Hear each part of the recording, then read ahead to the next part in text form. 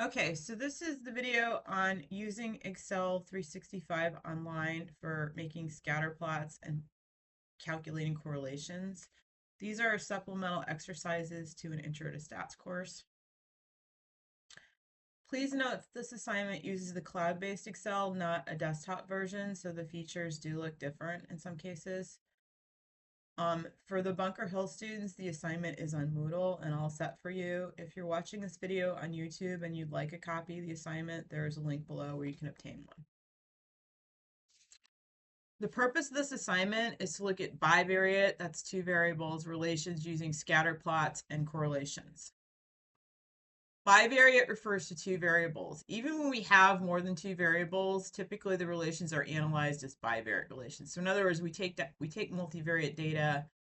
Let's say we have four variables, and instead of looking at all four variables together, because you can't, we would look at them in 2x2 relations. You can actually look at three-dimensional scatter plots and stuff. Those are a little difficult to perceive, but typically we take larger relations of variables and break them down into bivariate relations.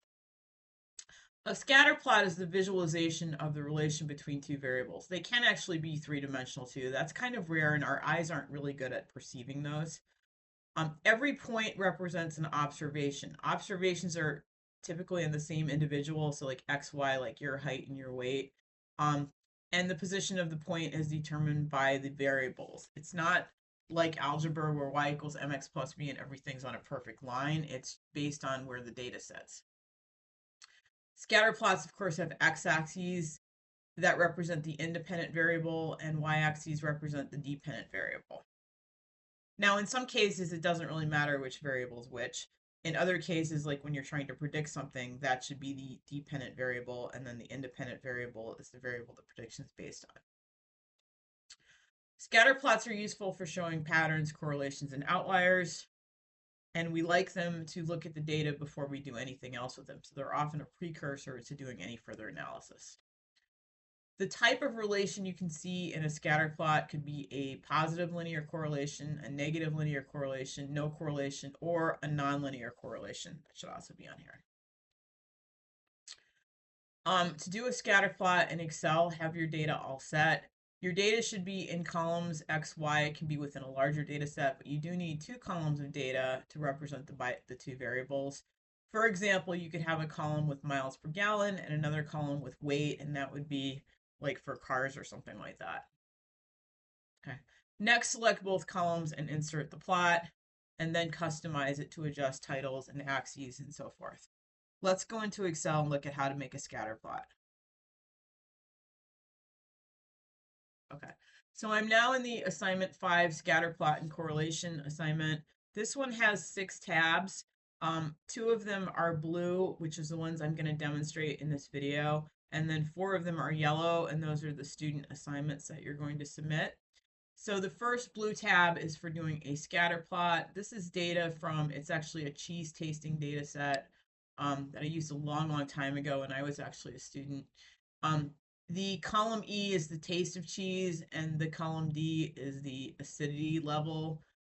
One of the, I guess this is acetic acid level, so it's looking at how cheese taste is affected by acid. So what I want to do is look at this relationship in a plot because it's very difficult to look at a relation like this just in terms of data points. You really can't tell anything looking at the raw data.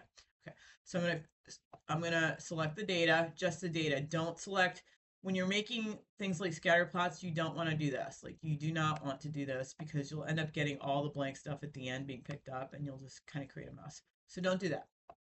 So go select just the data. Go to insert.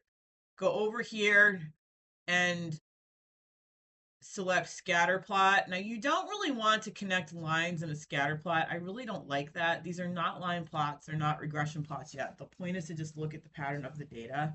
So personally, I think sticking lines onto these, first of all, it's generally incorrect, and second of all, it's very distracting. So here's a scatter plot. And again, you do want to adjust at least make it clear what the axes are in here. So this is going to be taste versus acetic. And then you could also adjust, you don't really need the legend. It would be nice to label the axes.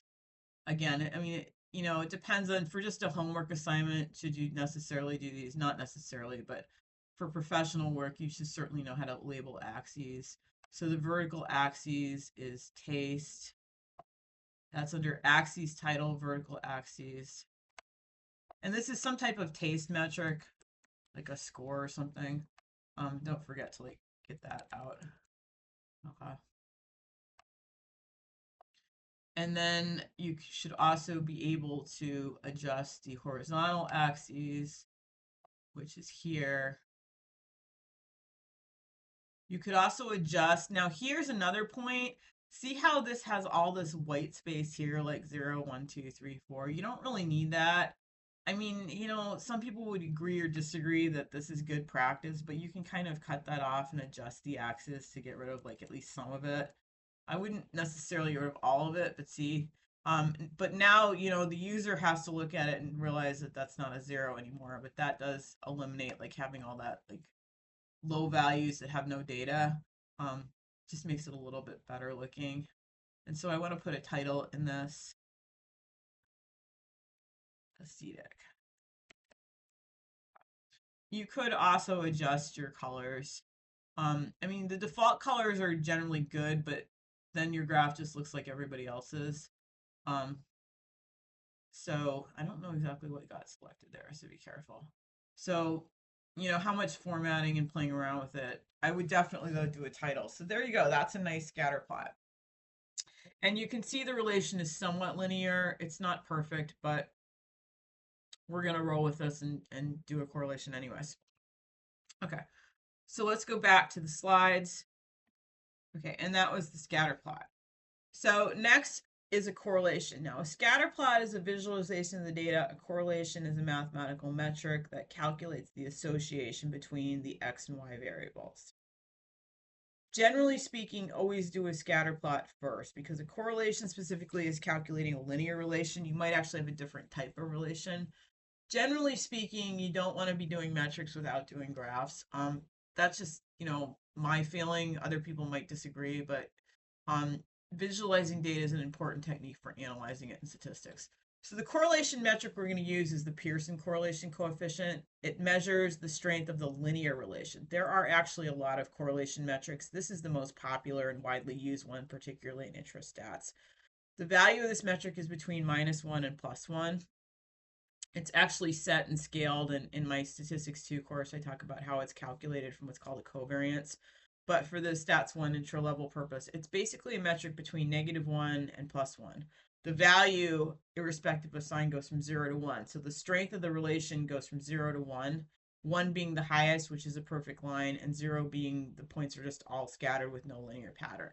So you enter the bivariate data and it computes this metric for you. Okay. 1 is a perfect positive, -1 is a perfect negative, and 0 is no relation. So you're on a scale from value of 0 to value of 1 in terms of the strength of the relation. The sign plus or minus just means up or down. Okay. Again, to do this in Excel, you're going to prepare your data. You need to have bivariate data. You need to have 2 variables. And in the case of correlations, we haven't talked about regression yet. In the case of correlation, it doesn't really matter which one's independent or dependent because the correlation metric will turn out to be exactly the same regardless of how you enter them, because there's only one, the correlation, there's only one metric regardless of direction. When we go into regression, it matters greatly because you have to define which variables are independent and which variables are dependent. So this is a really simple example of what you might want to enter for correlation data. You have to have 2 variables. They have to be quantitative. They can be discrete or continuous, but they have to be quantitative. And then to do this, we're going to select the data and then we're going to use a formula. So we're going to put the formula in an empty cell, and then we're going to use this formula called Correl, and then we're going to enter the 2 variables, the data arrays, in that. Okay. And then we're going to interpret the correlation and the scatter plot based on the metrics we get. Okay. So let's go back into Excel and finish this. Okay, so now I'm back in Excel, and this is my correlation. I mean, this is my scatter plot, which I'm actually going to copy, and then I'm going to actually paste it in here because I'm going to do the correlation metric on the same data. At least I think this will work. Yes, it does. So just for reference, it's just nice to have here. These never look as good. Okay. So then what I want to do is actually calculate the correlation. Pearson's correlation. Okay. And the way I'm going to do that is I'm going to use function function Corel rather, sorry. Okay. And so I'm in cell G3 and I'm going to go up here to my formula bar and I'm going to do equals and then Corel. Returns a correlation coefficient. Now it doesn't really matter which one is the first or the second, you're going to get the same thing. So if I did taste and acetic, I get the same value as acetic and taste. Just enter your data, not the variable name either, just that. And then this.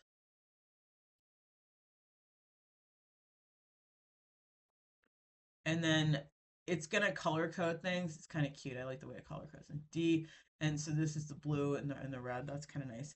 And then it's all entered the formula, and then just hit go. And the correlation is 0.55 basically. This is a positive correlation. It's not super strong, but it's not super weak either.